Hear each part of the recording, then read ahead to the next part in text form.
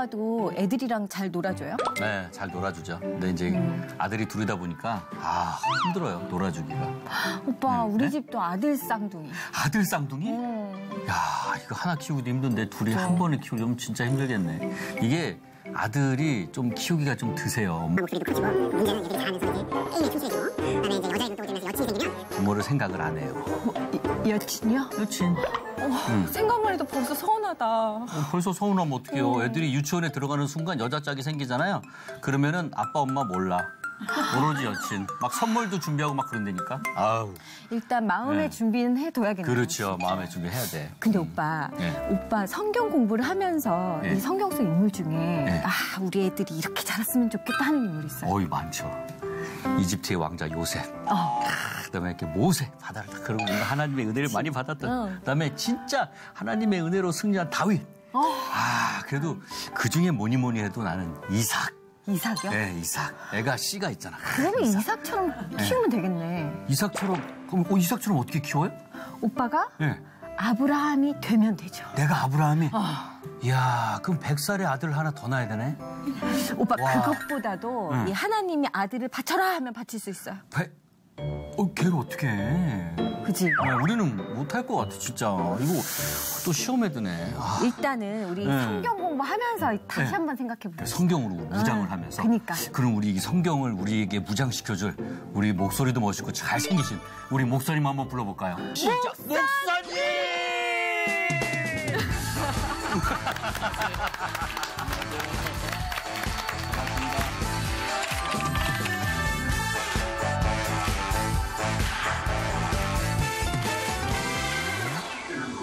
파란색이 정말 잘 어울리십니다. 아, 그래요? 스튜디오가 그냥 환해집니다. 어머, 제가 죽습니다. 한 주간 동안, 진짜 멋있어요. 네, 오늘. 한 주간 동안 잘 지내셨습니까? 네네네. 너무 잘 지냈습니다. 제가 이 바깥에서 이렇게 얘기를 듣다 보니까 네. 자녀를 어떻게 키울 것인지 또 내가 참 아브라함과 같은 사람이 되는 방법은 뭔지 막 그렇죠. 이렇게 고민들을 하고 계시던데 두 분은 이렇게 자녀들을 키우시면서 어떻게 키워야 되겠다고 하는 이런 나름대로의 교육 가치관이라고 할까? 그런 것들을 가지고 계시나요? 일단 뭐 저는 건강하게 키우고 그렇지. 그다음에 하나님 말씀 안에서 정말 올바르게 생각할 수 있고 자기가 잘 표현할 수 있고 그리고 자기가 생각하고 도전하고 실패를 하더라도 자기가 생각한 길로 갈 수 있는 떳떳하게 그리고 나중에 아버지가 됐을 때 아들에게 또 이렇게 자식들에게 나는 이렇게 살았다라고 얘기해 줄 수 있는 아이로 키우고 싶습니다. 아멘. 감사합니다. 박수도 다. 감사합니다. 감사합니다. 저는 그 부분이 좋아요. 실패했어도 그 실패를 자기 것으로 승화하고 또 자기 것으로 만들면서 자기 길을 갈 수 있는 거. 그게 멋있는 것 같아요. 근데 요즘 친구들은 제가 뭐 잘 아는 건 아니지만 요즘 젊은이들이 그 실패하고 나면 모든 게 다 끝나는 것처럼 생각을 하고 그냥 자기 생명마저도 이렇게 버리는 이런 일들이 있는데 실패도 그게 나의 일부가 될 수 있고 또 그게 나에게 도움이 될 수 있다는 그런 생각을 갖는 건 참 좋은 것 같아요. 그렇게 키우겠다고 하는 우리 승대 형제님의 말씀이 저는 아주 공감이 됩니다. 감사합니다.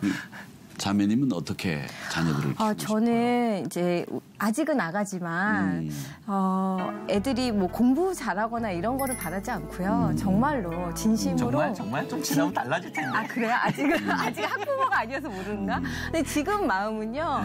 아가들이 이제 이 세상에 태어났으니까 하나님께 선한 영향으로 사용되기를 바래요. 예, 그래서 빛과 소금이 되기를 매일 기도하고 있는데 언어가 다르네 나랑. 근데 아주 참 좋은 생각인 것 같아요.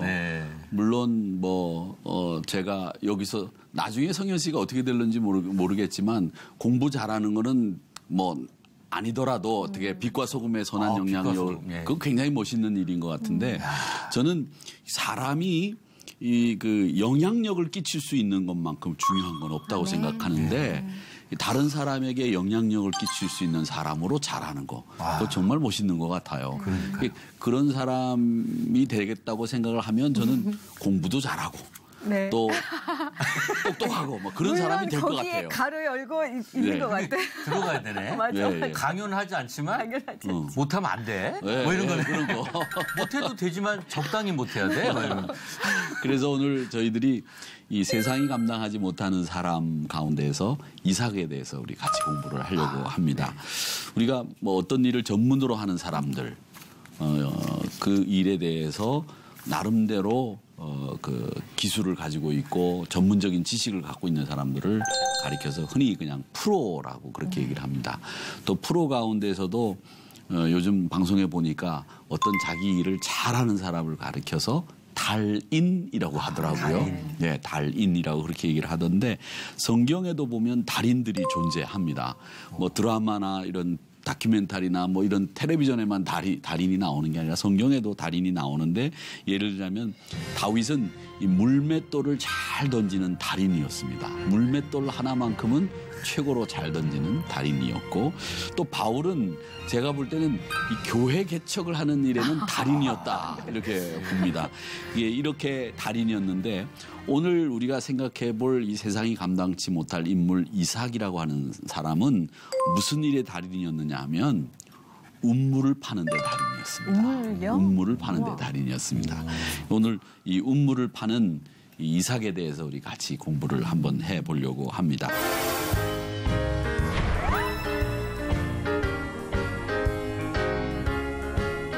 창세기 22장에 보면 이삭이 아버지 아브라함이 돌아가셔요. 돌아가시고 난 뒤에 흉년이 듭니다. 근데 이 가나안 땅이 비도 많지 않은 데다가 흉년이 자주 들어요. 그래서 흉년이 들어서 블레셋 땅인 그랄이라고 하는 곳으로 이제 피해 갑니다. 이제 조금 이제 먹고 살기 좋은 곳으로 가는 거죠. 그곳에 이제 거주를 하면서 이삭이 열심히 이제 노력을 하고 하나님이 축복을 해주셔서 거부가 돼요. 그야말로 거부가 됩니다. 이게 거부가 됐는데 원래 이 그랄 지방이라고 하는 곳은 어떤 사람들의 땅이냐면 블레셋 사람들의 땅이에요. 근데 블레셋 사람들이 가만히 이삭을 보니까 자기네 나라 자기 땅에 와서 부자가 되거든. 자기네는 부자가 안 됐거든. 그러니까 마음속에는 어떤 마음이 들어요? 시기, 질투 이런 마음이 든 거죠. 그래서 이삭의 성공을 시기하면서 야 이방인 하나가 굴러 들어와 가지고 굴러 들어온 돌이 박힌 돌을 뺀다고 옛날 말이 있듯이 성공을 거두니까 시기가 나고 은근히 마음속에 좋지 않은 것들이 생겨서 결국 그 앙가품을 하게 됩니다. 그 앙가품이 어떤 것으로 나타나냐면 그 가나안 지역뿐만 아니라 이 중근동 지방에 있어서는 물이 가장 소중한 재산이거든요. 그러니까 이 거부가 되는 데 있어서 이 물이 중요한 역할을 했다고 생각을 하고 이삭이 판 우물들을 자기네들이 차지하고 메꾸고 방해를 놓는 일을 이 블레셋 사람 그랄 지방에 있는 사람들이 하게 됩니다. 그렇게 되면서 이제 블레셋 왕 아비멜렉이 결국 이삭을 추방하는 일까지 생기게 되죠. 그 후로 이제 좀 더 깊은 곳으로, 좀 더 먼 곳으로 이제 이주를 해가지고 그곳에 가서 우물을 파게 되는데 그 우물을 판 자리도 역시 또 쫓아와가지고 우물을 메꾸고 또 방해를 했습니다. 그러니까 이 딴 지역에 가서 성공하는 게 이렇게 어렵다라고 하는 것을 알 수 있죠. 승대 형제님은 학교 다닐 때 전학 가보신 적 있으세요? 전학은 안 가봤어요. 아, 안 가보셨구나. 네, 전학은 안 가보고 학교를 며칠 못 나가긴 했죠. 네. 며칠 맞아요? 며칠. 그런데 이 학생들뿐만 아니라 이 다른 환경에 적응한다는 게 그게 보통 어려운 일이 아니라고 하더라고요. 그 얼마 전에 이제 신문을 보니까 은퇴한 이후에 환경이 바뀌는 것이 그 받는 스트레스가 엄청나다고 그러더라고요. 그러니까 환경이 바뀌는 것이 우리 성도들도 그렇지만 보통 사람들에게는 견디기가 어려운 일이었던 모양입니다. 그런데 이 반대와 방해까지 있었으니까 이삭이 얼마나 어려웠겠어요. 그렇게 어려웠을 거라고 생각이 되는데 결국 그 판 우물들을 이삭은 다 양보하고 또 다른 곳으로 옮겨가는 이런 모습을 우리가 보게 됩니다. 근데 다른 곳으로 옮겨가면서 사람들 생각에 야 내가 우물을 팠는데 그랄 목자들한테 다 뺏기고 이게 남은 게 이제 아무것도 없으니 야 이제 틀렸다. 자포자기할 수 있잖아요. 네. 그런데 이삭은 또다시 운물을 파고 또다시 운물을 파고 이렇게 포기하지 않는 모습을 우리에게 보여주고 있습니다. 그래서 결국 또 다른 운물을 파게 됐는데 그 운물을 파고 난 뒤에는 이제 방해가 없었다고 해요. 그래서 그 운물을 르호봇이라고 이름을 졌는데 그 르호봇이라고 하는 뜻은 어떤 뜻이냐면 지경이 넓다 이런 뜻을 가지고 있는 말입니다. 그래서 세 번째 우물인 르호봇이 그의 것이 됐다라고 하는 이야기입니다. 목사님, 우물이 판다고 바로 물이 나오는 건 아닌 거죠? 아니죠. 확률이 네네. 되게 적은 거죠? 그렇죠. 그러니까 요즘도 저희들이 선교지에 우물을 파는 일들을 돕고 있는데 그 우물을 한번 파는데 아무리 그 빈국인 나라에 가서도 우물을 건수라고 하죠. 땅에서 스며드는 물이 나오는 그 우물을 파는데도 한 4,500만 원 정도 들고 완전히 그 깊은 그 수맥에서 나오는 물을 끌어내는 데는 뭐 1,000만 원에서 2,000만 원 정도 소요가 된다고 그러더라고요. 현지 선교사님들이 저렴하게 우물을 판다고 하더라도 지금까지 이렇게 시설이 있는 경우에도 그렇게 비용이 많이 드니까 그 땅에서 뭐 우물을 판다고 물이 나오는 게 아니고 물이 안 나올 수도 있는 건데 그러니까 우물을 파는 일이 이게 보통 일이 아니죠. 그러면은 이렇게 우물을 내가 팠는데 그거를 내준다라는 게 이게 쉬운 일이 아니죠. 그러니까 자기 재산을 잃는 것과 똑같은 일입니다. 집 사가지고 집을 남한테 주고 오는 거랑 똑같네요. 그렇죠. 너무 그런 억울하네. 일이죠. 와.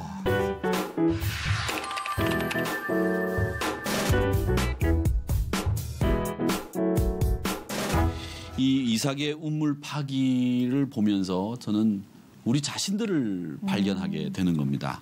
우리도 이삭처럼 사실은 이렇게 우물을 파는 일을 하고 사는 거 아니겠습니까? 그렇죠. 한 우물 파고 이렇게. 한 우물을 파고 예, 우물을 파고 있습니다. 그러니까 한 우물을 판다는 말은 초지일관 내가 그 뜻에 꽂혔다고 하면 그 뜻을 위해서 끝까지 나간다는 얘기죠. 그렇죠. 물 나올 때까지 네, 파야 나올 때까지 네. 파야 되는 건데 이 물을 얻기 위해서 우리가 우물을 파지만 우리가 다양한 꿈도 가지고 있고 저마다 흥미와 또 저마다 자기의 취미 또 자기 인생의 가치관, 목표 이런 것을 따라서 여러분들이 다 우물을 파고 있는 중에 있다고 보면 됩니다. 자, 그런데 우리가 어떤 사람은 우물을 지금 막 파기를 준비한 사람이 있는가 하면 어떤 분들은 우물을 거의 다 판 사람도 있고 또 어떤 사람은 이제 잔뜩 겁을 먹고 우물을 팠다가 이거 우물에 물이 안 나오면 어떡하나 이렇게 팔까 말까 고민하는 사람들도 있을 것이고 또 어떤 사람은 우물을 한꺼번에 쫙 파가지고 그중에서 10개 파면 한 5개는 물이 나올 거야. 이렇게 요행수를 바라면서 한꺼번에 확 우물을 파는 사람도 있을 것이고 뭐 다양한 그 사람들의 성격에 따라서 우물을 판다고 저는 생각을 하는데 그런데 어떤 분들은 우물을 팔 때마다 거듭해서 실패하는 분도 있어요. 팔 때마다. 그렇다고 하면 이 이삭의 우물이라고 하는 것은 과연 어떤 것이냐 우리가 한번 생각해 볼 필요가 있습니다. 이삭이 처음 이 그랄 지방으로 옮겨가서 팠던 우물을 나중에 뭐라고 부르냐면 에색이라고 부릅니다. 에색이라고 부르는데 이 에색이라고 하는 말은 억압당하다 강탈당했다. 이런 뜻을 가지고 있는 말입니다. 그래서 우리가 조금 화가 나면 애색. 뒤에 말은 네, 그렇죠. 애색 이렇게 하면 됩니다. 저는 어색. 예. 아니 어색하지 않습니다. 감사합니다. 네, 역시 마음이 넓으신 우리 목사님. 네. 어색하지 않습니다. 아주 분위기가 아주 좋습니다. 그리고 제가 이렇게 하다가 그런 분위기가 한번 이렇게 나오면 저도 막 이렇게 업이 되는 것 같아요. 네. 감사합니다. 목사님 다시 돌아가서 네, 다시 돌아가서 애색으로 돌아가겠습니다. 애색으로 돌아가는데 이방 땅에서 겪은 고초 그리고 비애가 얼마나 컸는지 그 이름을 강탈당했다, 억압당했다 이런 이름으로 지었겠어요. 비록 하나님의 인도하심을 따라 블레셋 지역으로 내려오기는 했지만 그곳에서 자신을 환영해 주는 사람 아무도 없고 또 이방인의 땅인데다가 그곳에서 우물을 파서 물이 나온다는 보장도 없는데 땅을 팠는데 우물은 나왔는데 그 땅을 블레셋 그랄 지방의 목자들한테 뺏겼으니까 얼마나 원통하고 분했겠어요. 내가 정착을 해보고 좀 살아보려고 애를 쓰는데 하나님은 나한테 왜 이런 사람들을 보내서 뺏기게 했을까 이런 생각도 가질 수 있겠죠. 그런데 이삭은 또 그 우물을 뺏겼지만 최선을 다해서 우물을 파고 또 파는 이런 포기하지 않는 신앙의 모습을 우리에게 보여주었다는 겁니다. 그래서 그 에색이라고 하는 우물을 뺏기고 다른 곳으로 또 옮겨가서 우물을 또 파요. 또 파는데 두 번째 우물의 이름은 신나였습니다. 신나라고 하는 이름이었는데 신나라고 하는 말은 적대, 말다툼 이런 뜻으로 신나라고 그렇게 이름을 졌는데 다 뜻이 안 좋은 부분이네요. 안 좋은 뜻이죠. 힘들게 일이 그렇죠. 진행됐었나 봐요.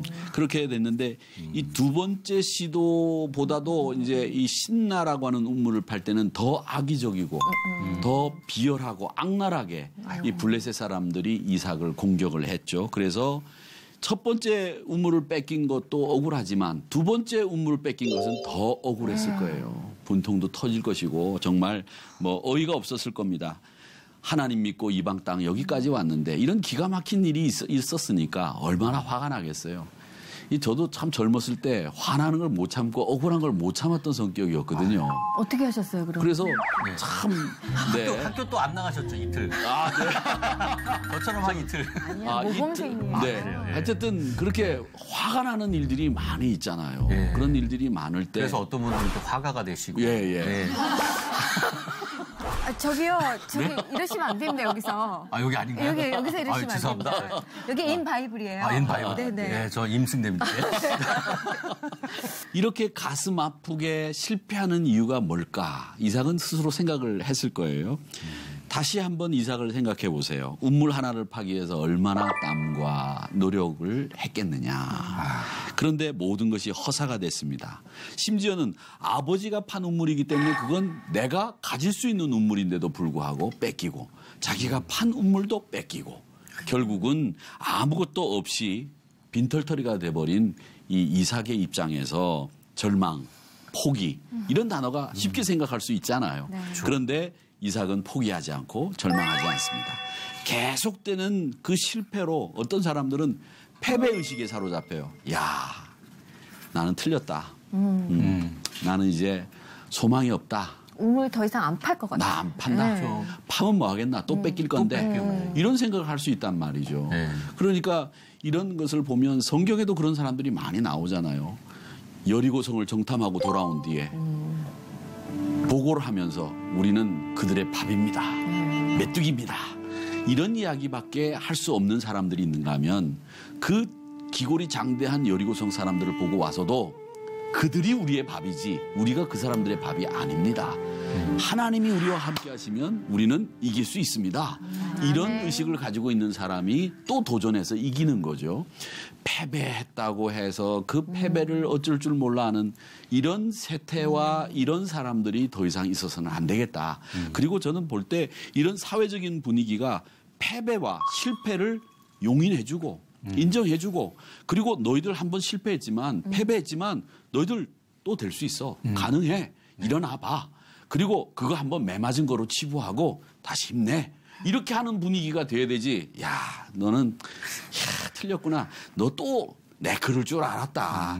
내 너 하는 짓 보니까 너 안 될 줄 알았어. 이런 분위기는 아니어야 된다고 저는 생각하고요. 특히 예수 믿는 사람들은 실패한 사람들에게 격려하고 세워주고 용기를 주는 일들을 우리가 참 많이 해야 된다고 생각을 하는데 이삭은 저는 생각할 때 그 곁에 용기를 주는 사람들이 있었던 것 같아요. 그리고 하나님을 의지했던 사람인 것 같아요.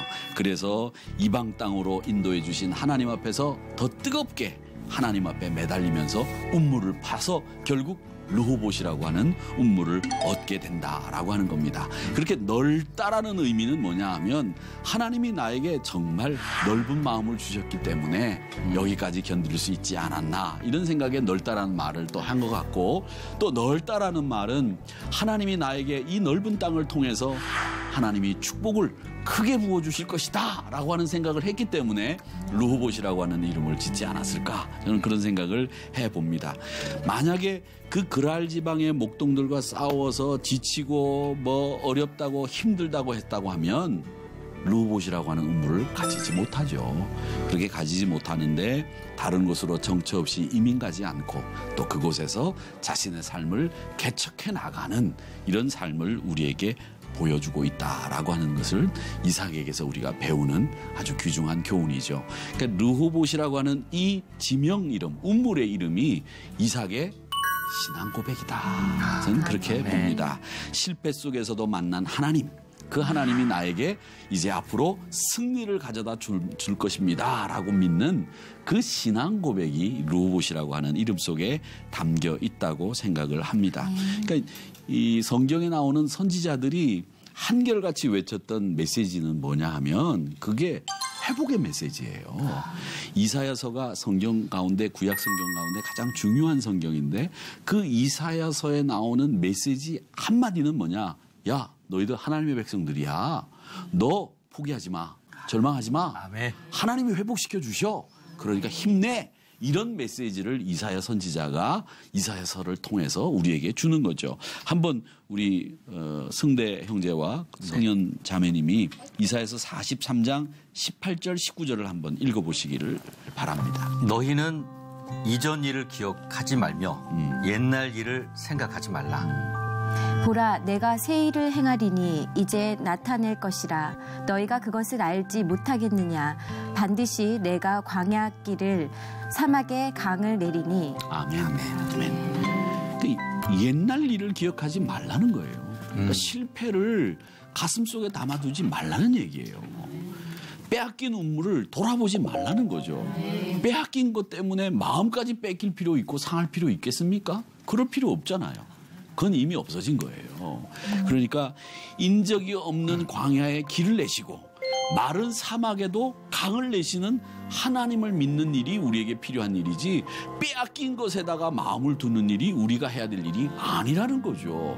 그런데 우리는 마른 사막에다고 강을 내시는 하나님을 믿는 게 아니라 자꾸 빼앗긴 것만 생각을 하는 거죠. 마음에도 야, 그게 있었으면 내가 지금 이렇게 됐을 텐데 그게 나한테 있었으면 내가 지금 이러고 있지 않지, 내가 세상을 호령하지, 이런 생각을 하는데 사실은 그건 기계가 아니에요. 만용이죠.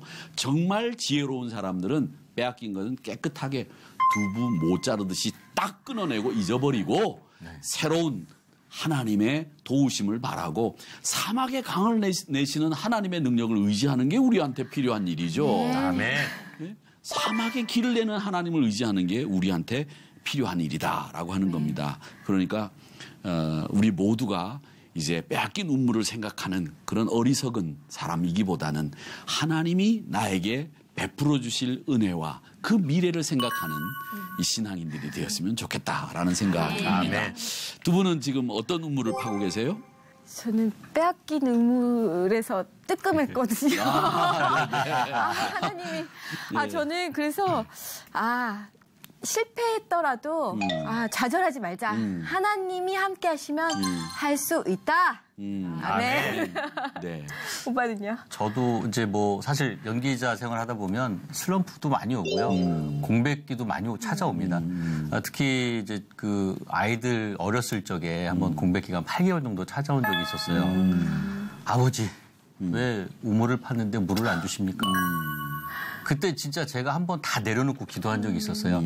아버지, 이 우물 속에 제 눈물을 채우겠습니다. 주십시오. 기다리겠습니다. 주시더라고요. 그 기도의 눈물이 마중물이 됐구만요. 네. 그러면서 그 샘이 마르지 않게 해주시더라고요. 네. 감사합니다. 그러니까 운물을 받아가 에색이라고 하는 운물을 팔 수도 있고 신나라고 하는 운물을 팔 수도 있어요. 그러나 하나님이 우리를 위해서 르호봇이라고 하는 운물을 예비해 두고 계시다는 사실을 잊지 마시기 바랍니다. 아멘. 결국 하나님이 예정해 주시고 하나님이 준비해 주신 그 르호봇이라고 하는 운물을 팠을 때에 그 사람이 하나님을 의지했던 믿음의 결과로 하나님 앞에 영광도 올려드릴 수 있는 거고 그 삶이 복되게 되는 것입니다. 그러니까 포기하지 말고 믿음의 전진을 이루어 나가는 여러분들이 다 되시기를 주님의 이름으로 축원합니다. 아멘. 세상이 감당하지 못하는 사람들은 어떤 사람이었느냐? 에색이나 신나라고 하는 운물을 팠지만 그것이 우리의 손엔 지금 없지만 그러나 르호봇이 있다고 하는 사실을 믿고 또 포기하지 않는, 실패했지만 앞으로 또 전진하는 그런 사람이 세상이 감당하지 못하는 인물이었다. 라고 하는 겁니다. 두 분의 자녀들도 그리고 여기 계신 성도님들의 자녀분들도 이런 르호봇을 바라보고 살아가는 자녀들로 키워 가시기를 바랍니다. 아멘. 오늘 여기서 마치도록 하겠습니다. 감사합니다. 감사합니다. 할 수 있다. 하나 더 파자.